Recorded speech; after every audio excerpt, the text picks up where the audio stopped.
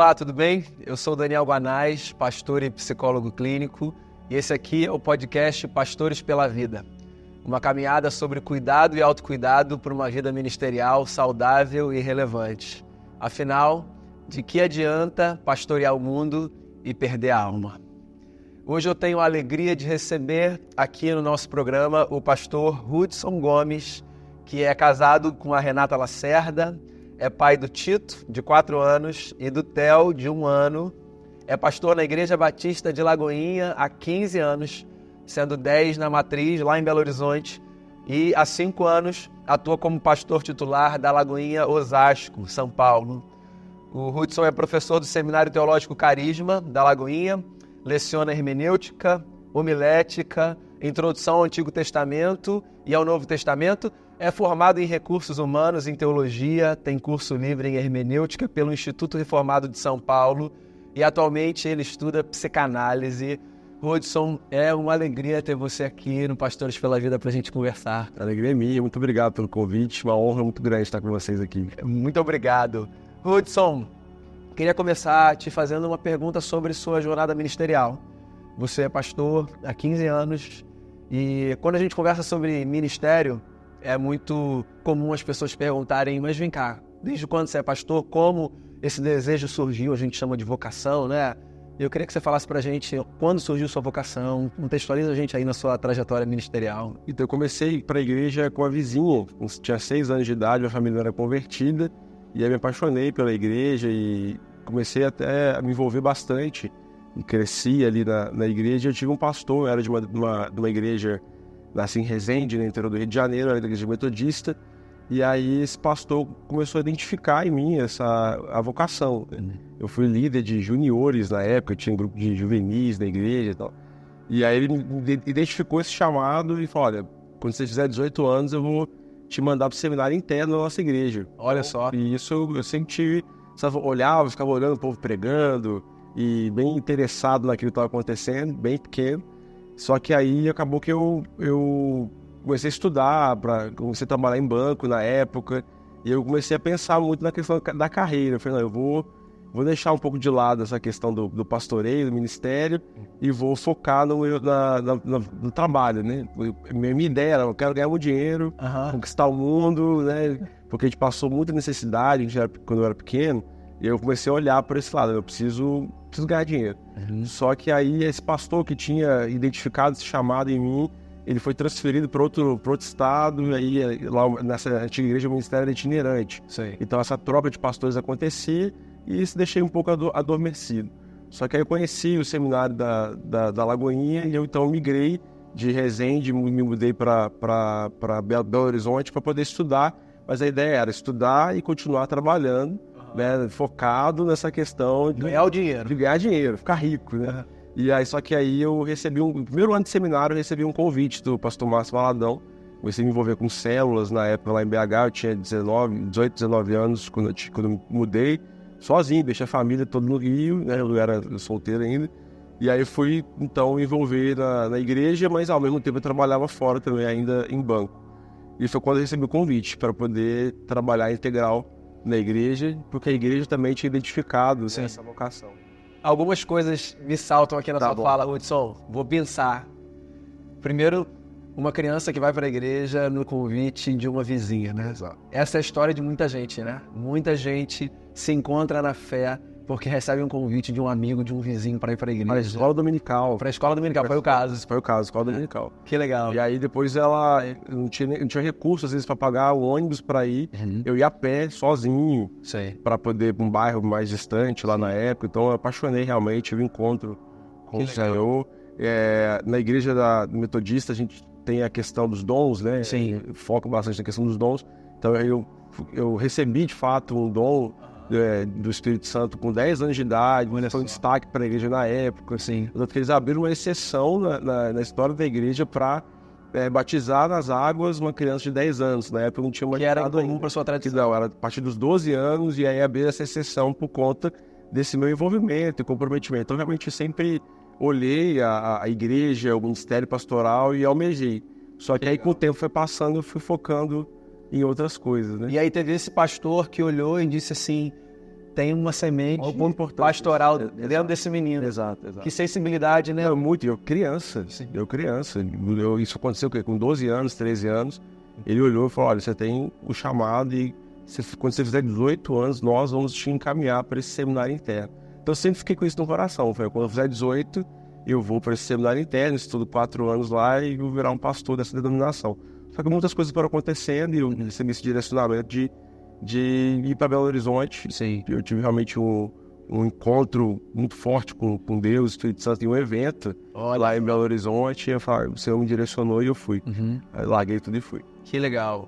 E aí, hoje você tem 15 anos acumulados de ministério pastoral, todos eles dentro da Lagoinha. Dentro da Lagoinha, isso. Nessa jornada ministerial, se você tivesse que destacar assim, desafios muito marcantes para você nessa sua trajetória, seja lá em BH, seja aqui em São Paulo, por onde você começaria a falar? O que tem sido desafiador? Então, lá em BH, como eu era pastor da matriz, eu era pastor de jovens, solteiro, e aí lá eu era um dos pastores de uma igreja, não tinha um pastor presidente, pastor Márcio, então não tinha as responsabilidades de um pastor presidente, um pastor sênior.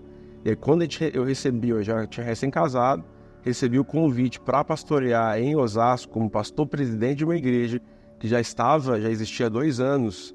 Aí acho que o meu maior desafio foi assumir uma igreja, e eu pastoreei 1 ano dessa igreja e logo veio a pandemia. Então eu passei o primeiro ano de um pastor numa igreja, ele vai conhecendo a igreja, a liderança, conhecendo as pessoas, então não dá tempo de você fazer muita coisa. Aí logo vem lockdown, fechar as portas da igreja. Então esse foi o primeiro desafio que eu encarei, né, como pastor sênior de uma igreja, onde a cultura em Belo Horizonte é completamente diferente de São Paulo. Então, os membros de uma igreja em BH são completamente diferentes dos membros de uma igreja em São Paulo. Aqui em São Paulo o povo trabalha muito, né? Então a igreja é um culto que eu vou no final de semana, a mentalidade de muitos, né? Eu vou no culto no final de semana para minha semana ser abençoada, vou lá receber uma palavra.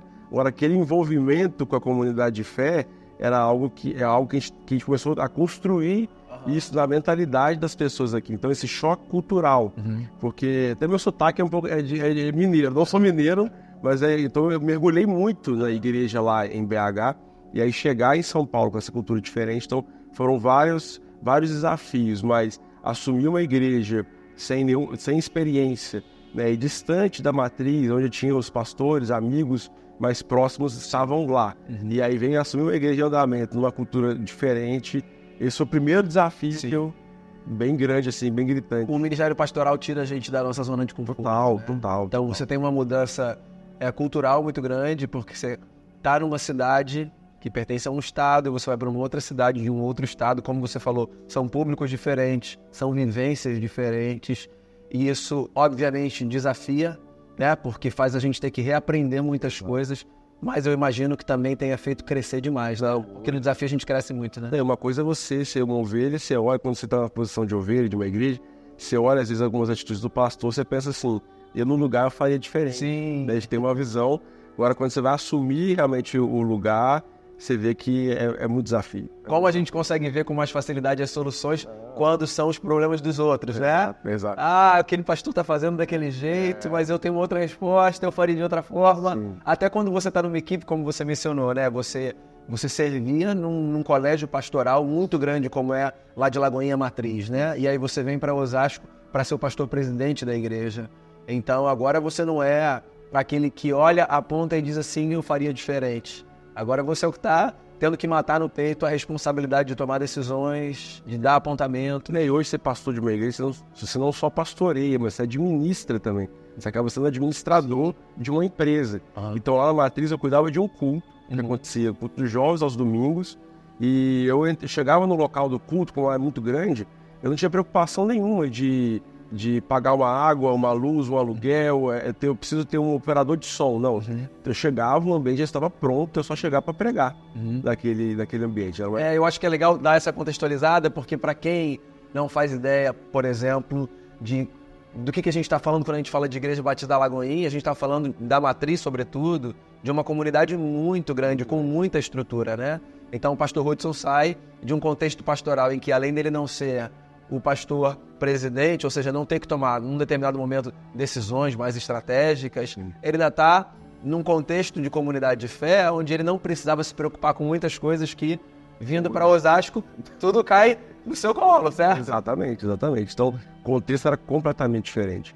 E aí você vem para uma igreja em um estado diferente, cultura diferente, onde já teve um outro pastor que plantou a igreja. Que aí tem uma outra cultura pastoral. Também. Natural, né? Natural, Pastor natural. é uma outra cara da comunidade. E ainda mais no período de transição que nós estávamos na Lagoinha também. Foi quando a Lagoinha estava abrindo muitas igrejas no Brasil. Então, nesse início, algumas coisas saíram um pouco do controle nessas aberturas de igreja. E aí foi desafio pra gente, e como você falou, a gente cresceu muito.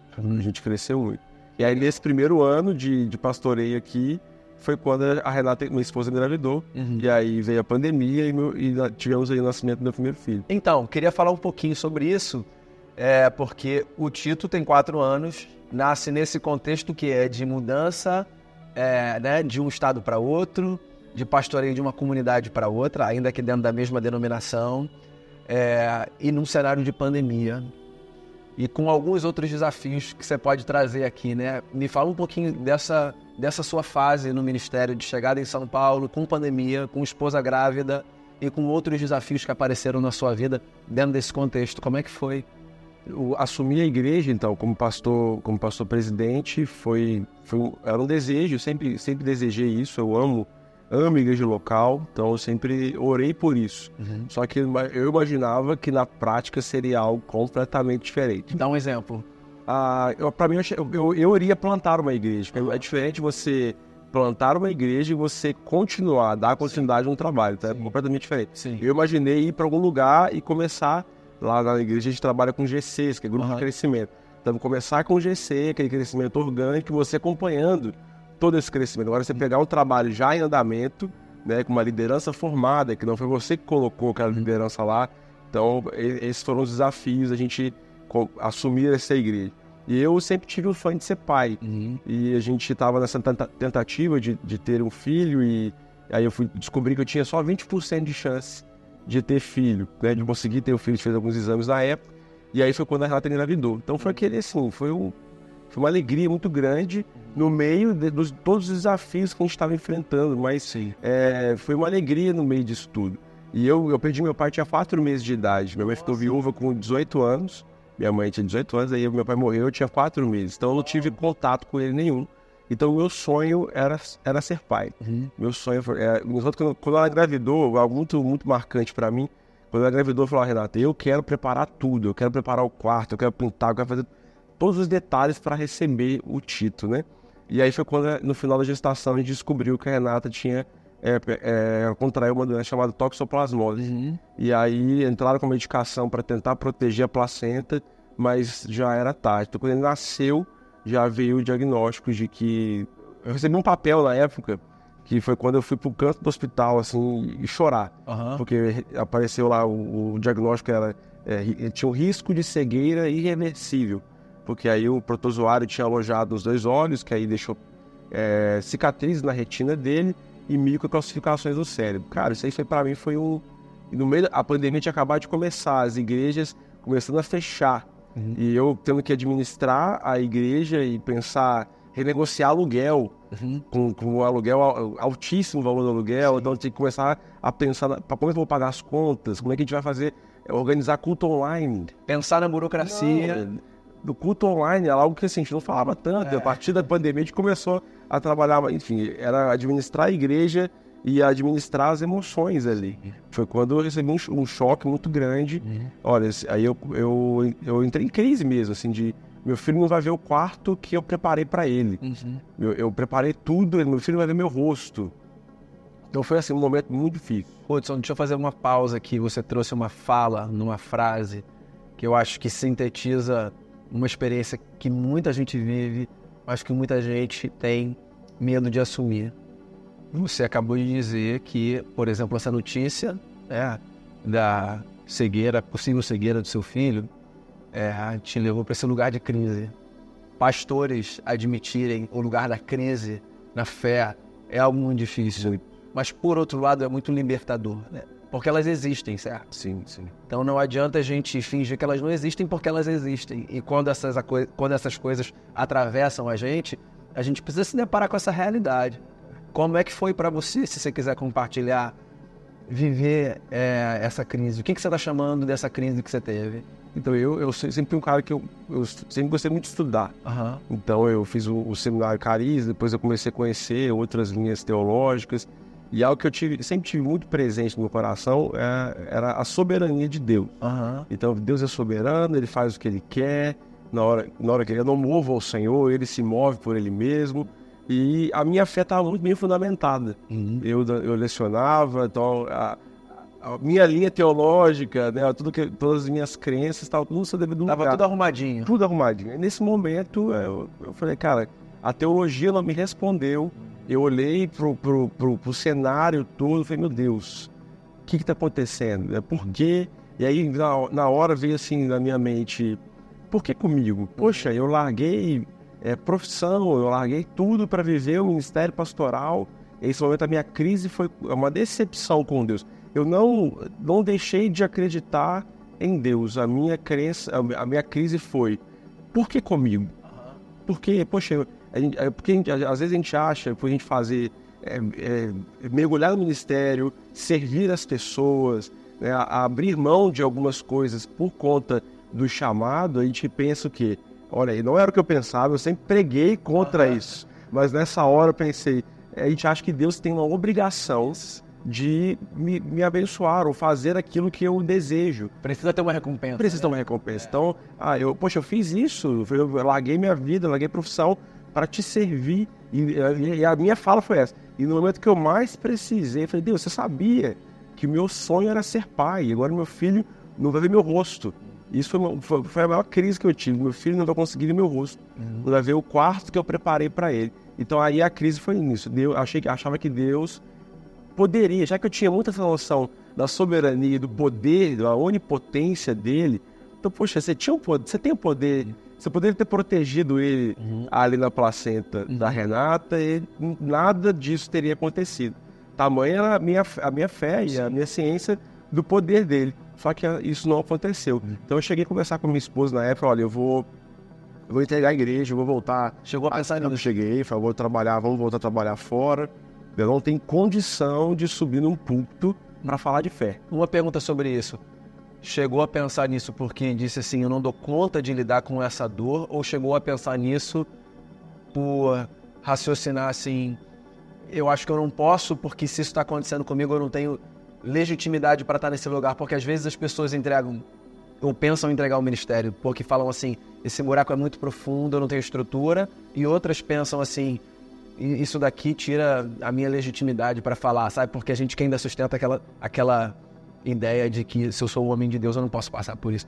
Para você bateu como? Não, para mim bateu foi, eu não tenho condição de inspirar as pessoas em relação à fé, porque eu coloquei na minha cabeça que eu não tinha mais fé.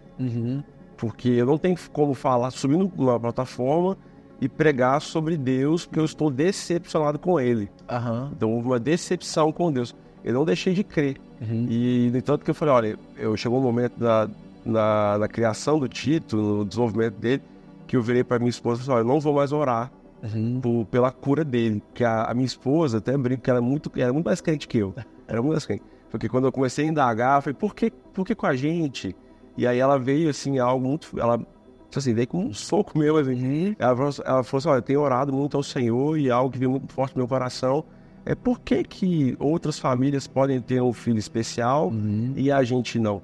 O que tem diferente na gente pra gente não passar por isso, né? Por que a gente é melhor do que os outros para não poder passar por isso, né? Só porque eu sou um pastor, eu abri mão. E aí eu comecei a deixar o próprio Espírito Santo realmente falar o meu coração. Então eu calei a voz mesmo e deixei. Eu vou ser tratado nesse momento. Eu não tenho condição de pregar, então eu vou ficar mais no meu canto. Tem um pastor auxiliar, que é um homem de Deus, que tem me ajudado muito nessa caminhada. E aí eu comecei a digerir tudo que estava acontecendo. E eu parei de orar com relação à cura dele. Por quê? Eu falei, Deus é soberano, se Ele quiser, Ele faz. Então eu não vou orar mais. Isso durante um período. Sim. Né? Mas depois o tempo foi passando, várias experiências com ele na UTI. Então ele com 1 ano de idade teve hidrocefalia. E aí hoje ele tem 4 anos, já passou por mais de 10 cirurgias na cabeça. Ele entrou em coma em casa comigo já, a válvula parou de funcionar. E aí eu tive que correr com ele pro hospital. A Renata de resguardo, meu mais novo, tinha 5 dias de vida, cara. Que tá com 1 ano agora. Que tá com 1 ano. E aí eu com 5 dias de vida, o Theo em casa, e eu tive que correr pro hospital com ele. Fiquei 36 dias mergulhado dentro da UTI com ele.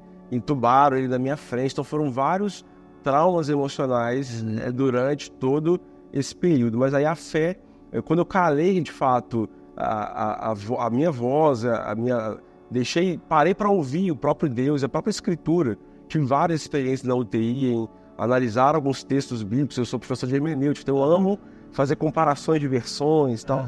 E aí eu tive várias experiências com Deus dentro da UTI, com vários textos bíblicos que começaram a saltar, de fato, né? O Espírito Santo iluminando o texto ali, e eu sendo consolado e confrontado pela palavra, e a minha espiritualidade foi mudando, né? A crise de fé, ela foi passando, a decepção com Deus, ela foi passando, e eu fui amadurecendo, fui crescendo.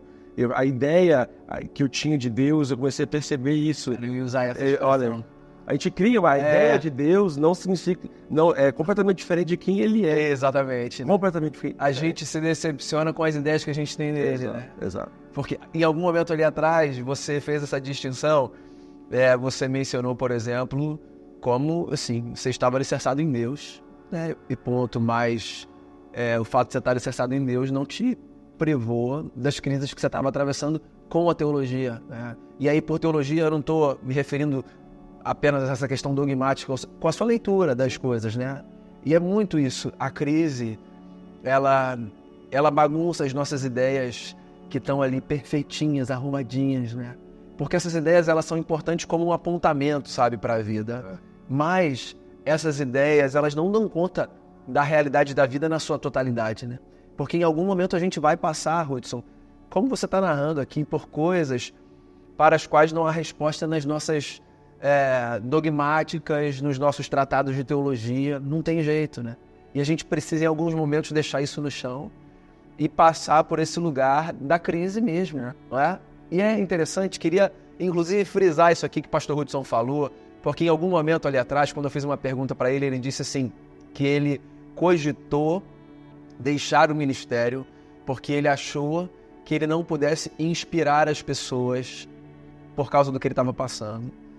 E olha só como o que ele traz, na verdade, é muito mais inspirador do que qualquer outra fala que ele pudesse oferecer. Às vezes a gente carrega exatamente essa sensação, né?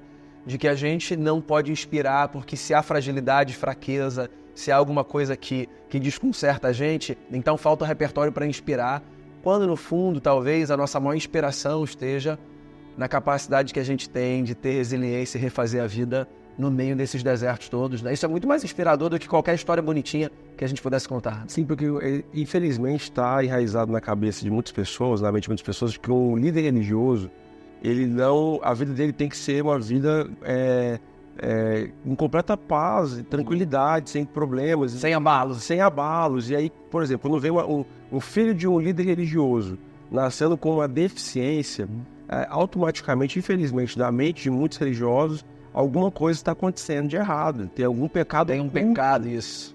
Tem alguma coisa ele está fazendo de errado, porque Deus está... Eu até preguei sobre isso recente. Deus está pesando a mão e ele está pagando por algo que ele cometeu. E de fato, passou isso pela minha cabeça. Eu sempre, como eu te disse, eu sempre tive minha teologia muito bem fundamentada. Eu sempre preguei contra algumas coisas que muitos líderes religiosos fazem por aí. E nesse momento de desespero, como eu disse, a teologia não respondeu. Tudo aquilo que eu sempre refutei, eu comecei a pensar, a cogitar. Será que realmente eu estou pagando por alguma coisa que eu fiz lá atrás? Será que eu tenho feito alguma coisa de errado? Ou até mesmo, algo muito interessante me veio aqui à mente agora, eu comecei a bagunçar tanto que eu falei assim, olha, se eu souber de alguém, e aí eu sempre preguei contra isso, se eu souber de alguém, alguns curandeiros no meio gospel, cara, se eu souber de alguém que eu soube aí que tem um poder de Deus, é capacitado pelo Espírito Santo para orar por cura, tem um dom de cura, onde tiver esse cara eu vou levar. Comecei a passar por cima de todas as minhas ideias teológicas, daquilo que eu sempre fui construindo ao longo do ministério, eu comecei a cogitar por tamanho desespero que foi para mim receber essa notícia, receber esse diagnóstico. Então bagunçou por completo, e eu cheguei a ouvir de alguns membros a Lagoinha é uma igreja, quando ela chega numa cidade, várias pessoas de várias denominações foram machucadas por várias denominações, elas acabam migrando para a Lagoinha por ser uma igreja muito conhecida. Então ainda até você amadurecer, levar as pessoas a amadurecimento na fé, leva um tempo. Então eu cheguei a ouvir de membros da igreja, olha, alguma coisa você deve ter feito de errado, alguma coisa está oculta aí para você estar vivendo isso. Então a crise foi gigante. E olha que poucas falas podem ser tão inoportunas quanto a fala de alguma coisa você fez de errado para estar sofrendo desse jeito, né? A gente oferece às vezes isso para as pessoas, e a gente precisa ter essa sensibilidade de olhar e dizer assim, você tem alguém num lugar de sofrimento, a gente não precisa colocar mais peso sobre os ombros da pessoa, né? Exato. Não precisa. Não precisa. E o pastor, ele é gente como a gente. Ótimo. Ele tem que mistificar isso. O pastor, ele porque na cabeça de muitos, né, o pastor, ele é ungido do Senhor, então ele tem uma espiritualidade superior, ele está no nível superior, e eu tenho ensinado isso muito dentro da minha comunidade de fé. Eu sou vulnerável como qualquer outro membro, eu não estou no nível acima. Eu até vou mais para o conceito teológico também, falar, o ungido do Senhor é Jesus, ele é ungido, é o Messias, ele é o ungido, eu não, eu sou pecador como qualquer outro membro da igreja, e estou suscetível a passar por qualquer situação. Uma experiência que eu tive muito, muito forte na UTI foi quando eu me ausentei da igreja durante esses 36 dias de UTI com o Tito, foi há 1 ano e meio atrás. Eu deixei a igreja sob a responsabilidade dos demais pastores, e eu comecei a ler Filipenses, e um texto que a gente não faz uma análise profunda dele,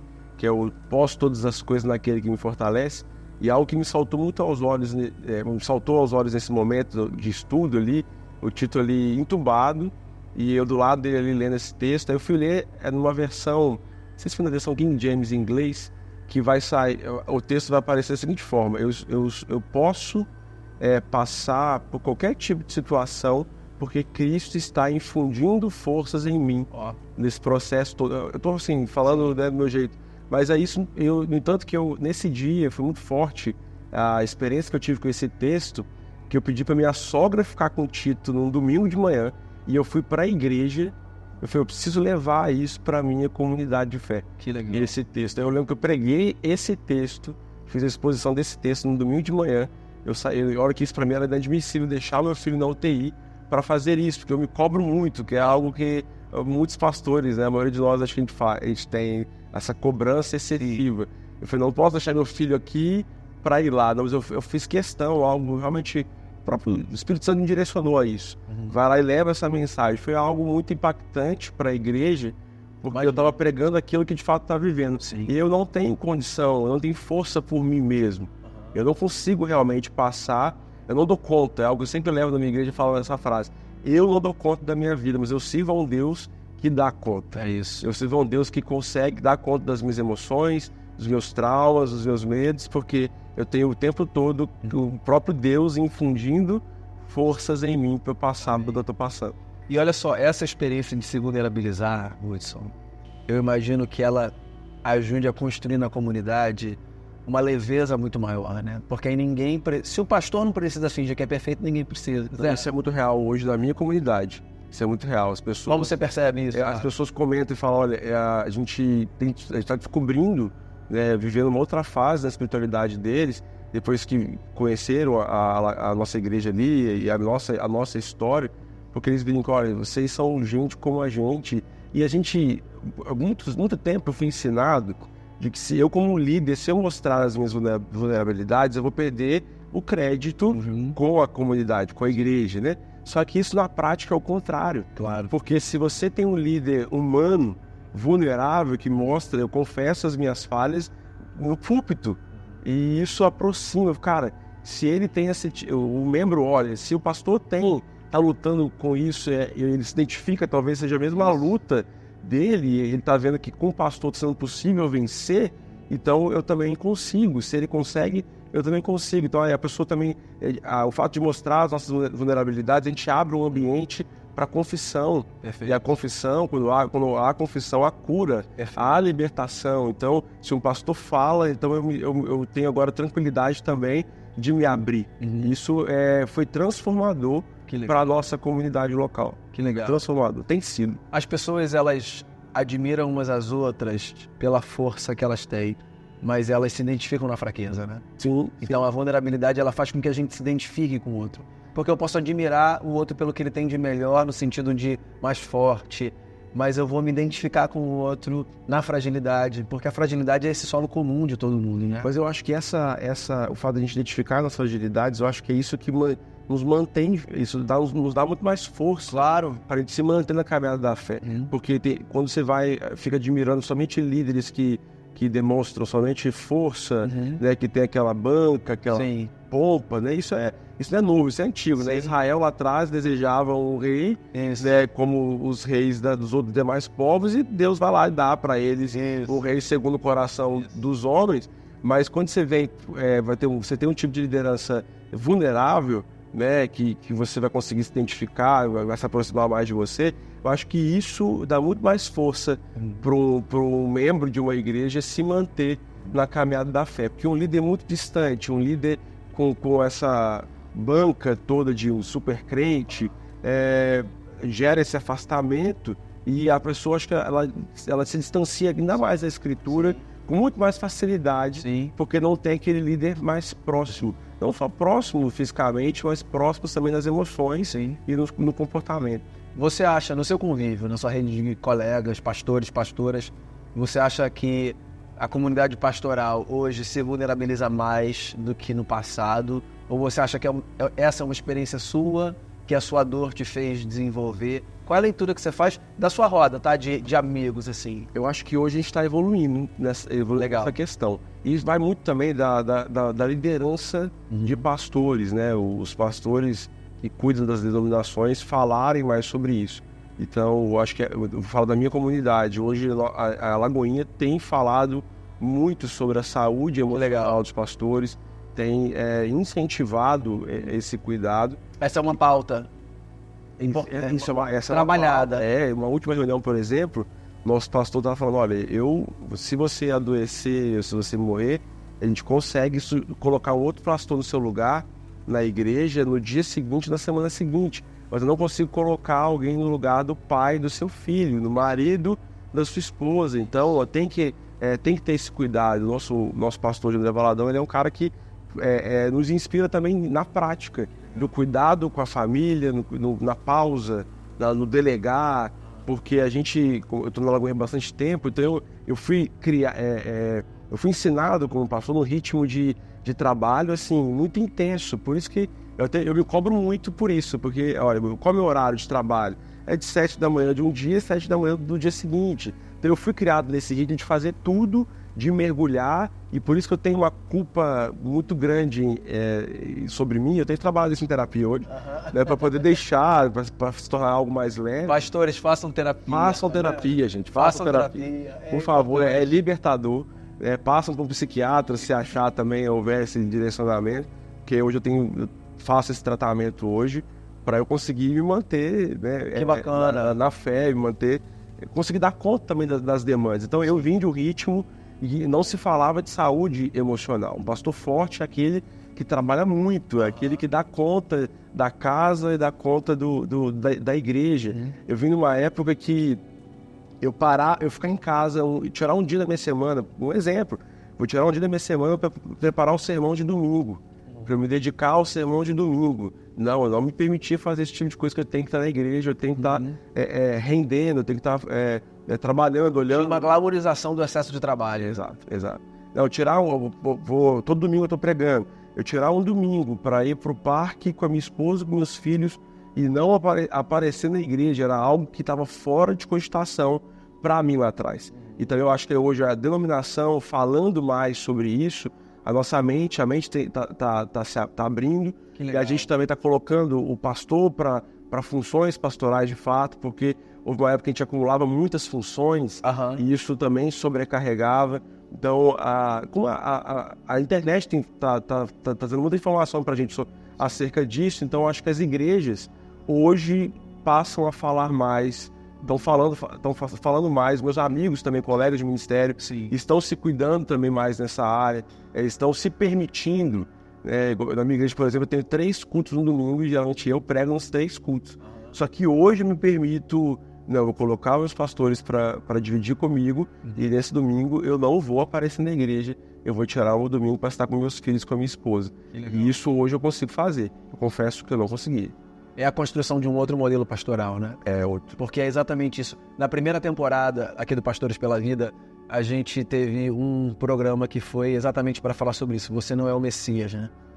E como o pastor precisa ouvir isso, né? Nós não somos redentores das pessoas. As pessoas não dependem da gente, elas dependem de Cristo.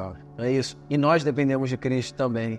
Então, ou a gente mergulha na agenda que a gente propõe para as pessoas, que é confie no Senhor, descanse, cuide da sua vida, ou a gente vai pifar em algum momento. É porque ninguém dá conta disso, de trabalhar de segunda a segunda, né? E nem de romantizar isso como se, porque a gente está fazendo isso para Deus, isso fosse ser recompensado de alguma forma e a gente fosse ser protegido. Não é porque a gente não vai ser protegido. Não. Se você não parar, a conta vai chegar. É isso. E a conta, houve um tempo, antes mesmo de vir para Belo Horizonte e de vir para São Paulo, eu não cuidava muito da minha saúde física. Então eu cheguei a fazer uma cirurgia bariátrica. Na época, foi até o conselho de pastor, um pastor mesmo que me acompanhava, falou, cara, se você não parar de ganhar peso, você vai parar, você não vai conseguir, o ministério vai parar, você não vai conseguir dar conta das coisas que você tem feito. Então eu comecei a cuidar de mim, fiz essa cirurgia, e eu lembro que a minha rotina de exercício, eu e a Renata, só sem filho, né? Tava assim, a gente tava num momento maravilhoso, uma rotina de exercício, alimentação saudável, eu magrinho, sabe? E aí foi quando eu vim para São Paulo, aí foi o desafio da igreja e do Tito, que aí veio as crises emocionais, que aí eu voltei a ganhar peso por conta desse descontrole emocional, as crises que eu comecei a ter. E aí foi quando hoje eu faço tratamento, né? Eu faço terapia, eu faço acompanhamento com um psiquiatra, tomo uma medicação para me ajudar na questão da ansiedade, e aí hoje a saúde física e emocional voltou, né, a ser pauta, e a gente tem trabalhado bastante em relação a isso. Inclusive a gente fala muito sobre isso na igreja.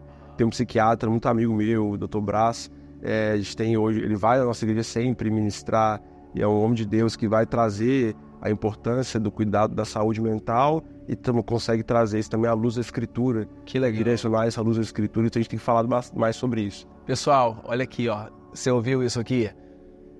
Terapia, psiquiatria, atividade física, alimentação, ouvir profissionais da ciência. Isso tudo, gente, dito por pastor como recomendação para a vida não apenas das ovelhas, mas da comunidade pastoral. Eu sei que você já ouviu isso algumas vezes, talvez muitas vezes, mas a gente precisa continuar batendo nessa tecla até que isso deixe de ser um tipo de discurso que se ouve só aqui ou ali, mas passe a ser uma fala natural, normal, porque todos nós ganhamos com isso, né? Quando nós cuidamos de nós mesmos. Inclusive, Pastor Hudson, já encaminhando aqui para o final da nossa conversa, eu tenho a sensação de que às vezes, exatamente por causa da falta de autocuidado e pela carga que as pessoas às vezes carregam por causa de uma visão religiosa muito promotora de culpa, sabe, de peso, muita gente abandona a fé.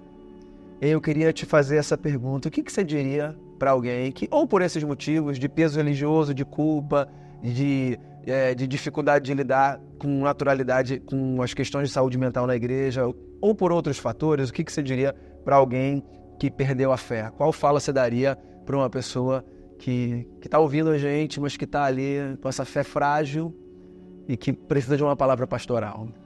Quem está falando com vocês é alguém que eu negligenciei por muito tempo, né? E hoje eu tenho colho algumas consequências de não ter cuidado da minha saúde física e nem da saúde emocional.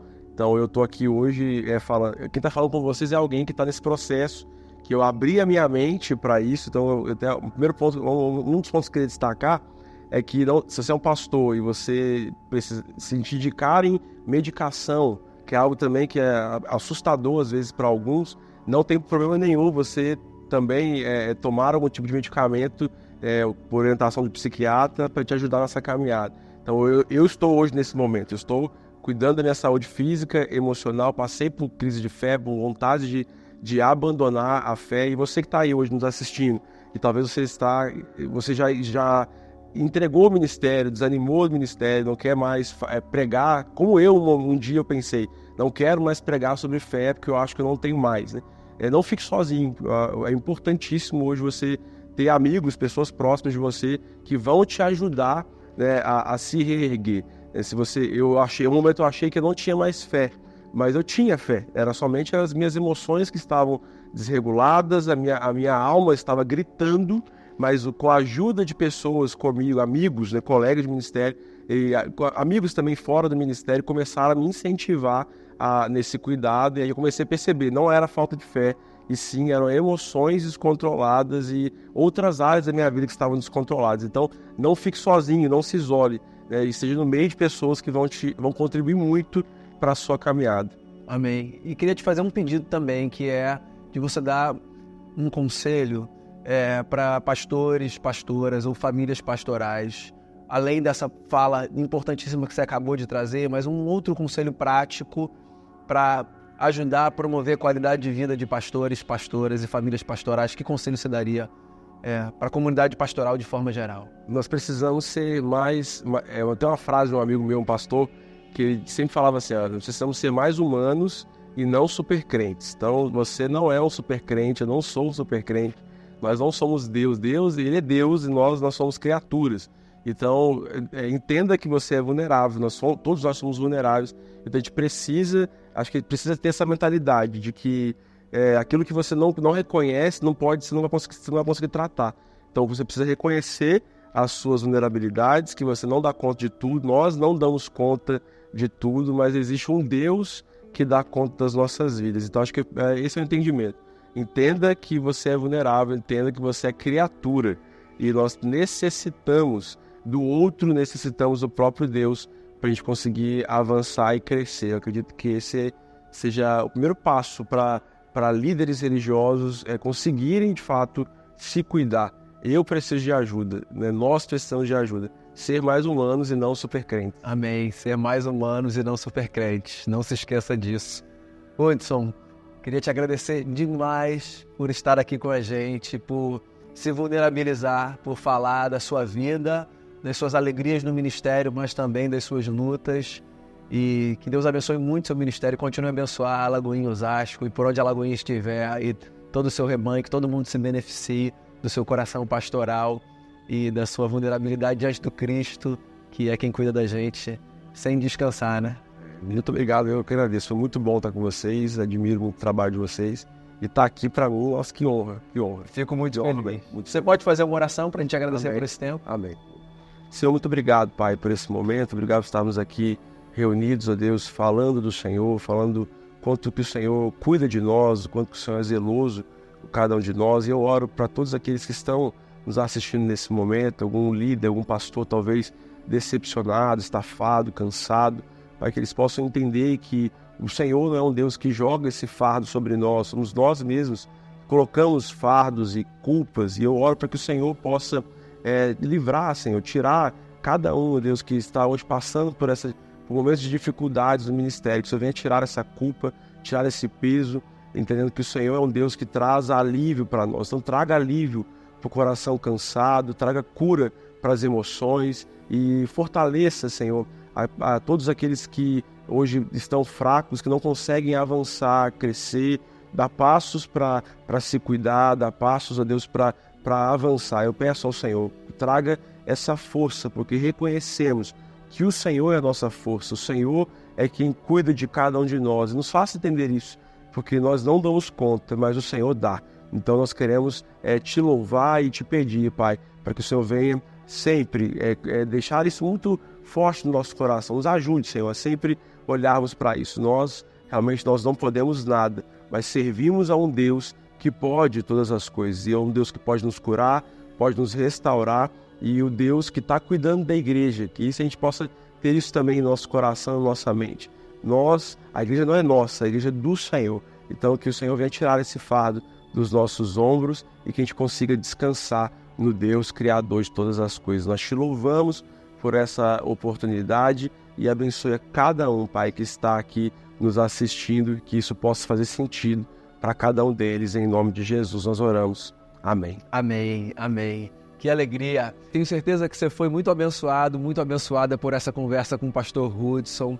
E eu queria encorajar você a acessar as plataformas da Visão Mundial e ficar por dentro de tudo aquilo que a gente tem produzido. Vai lá em visãomundial.org/pastores pela vida e você vai acessar o nosso conteúdo e ali você vai saber também como você pode incluir as nossas crianças na sua lista de oração. Deus abençoe você e até o nosso próximo encontro.